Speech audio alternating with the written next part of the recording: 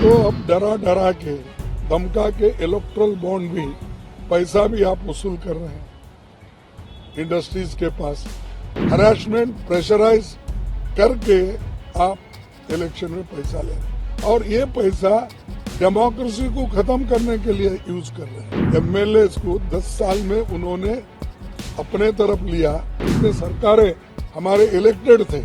केंद्र सरकार ने 1 फरवरी को पेश किए हुए केंद्रीय बजट में घोषणा की थी कि वो कांग्रेस के नेतृत्व वाली यूपीए सरकार के 10 वर्षों के आर्थिक प्रदर्शन की तुलना में भाजपा के नेतृत्व वाली 10 वर्षों की सरकार के काम को लेकर एक श्वेत पत्र लाएगी। और ठीक ऐसा ही हुआ। सरकार ने जब श्वेत पत्र लाने की तैयारी की तो सबकी चुलमिलाहट साफ तौर पर सामने आ रही है।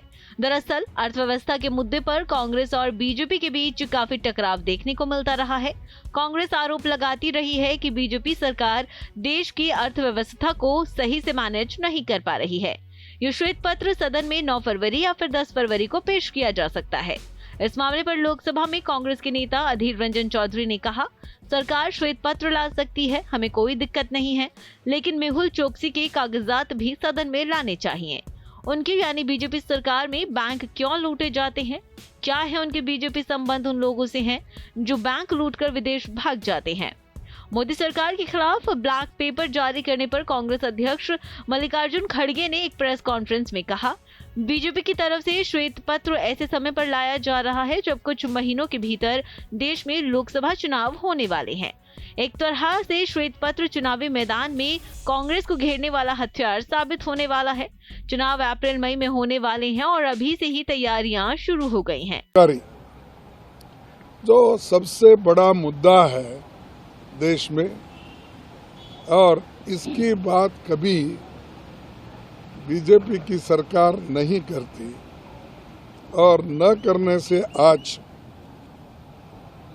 वो हमेशा 10 साल की तुलना करने का सोचते हैं और मुझे कभी कभी ऐसा हंसी आती है कि उन्होंने परसों पब्लिक सेक्टर्स की बात करके उन्होंने बताया, लेकिन ऐसा नहीं कौन सा बताया कि जो पंडित जवाहरलाल नेहरू जी के ज़माने में HAL, HMT, BEL, BHEL ऐसे चीज़ें कोई है उन्होंने कभी बताया नहीं।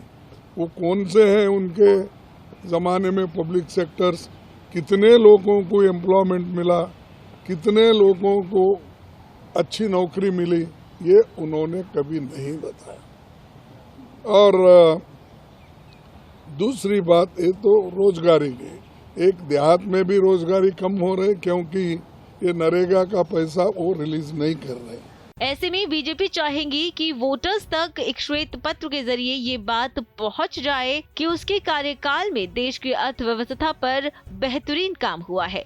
इस मामले पर पीएम मोदी ने भी कांग्रेस को आईना दिखाया, जो बहुत लंबे समय तक उपयोगी होते हैं।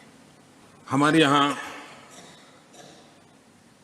कोई बच्चा कुछ अच्छी चीज कर लेता है, कोई बच्चा अच्छे कपड़े वपड़े पहन करके अवसर के लिए तैयार होता है तो परिवार में एक आध स्वजन आ जाता, अरे किसी की नज़र लग जाएगी, उसको काला टीका कर दो, तो ऐसे काला टीका कर देते हैं। आज देश पिछले 10 साल में समृद्धि के नए नए शिखर सर कर रहा है। एक भव्य दिव्य वातावरण बना है, उसको नजर न लग जाए, इसलिए काला टीका करने का एक प्रयास हुआ है। मैं उसके लिए भी खड़गे जी का बहुत धन्यवाद करता हूं, ताकि इस हमारी प्रगति की यात्रा को कोई नजर न लग जाए।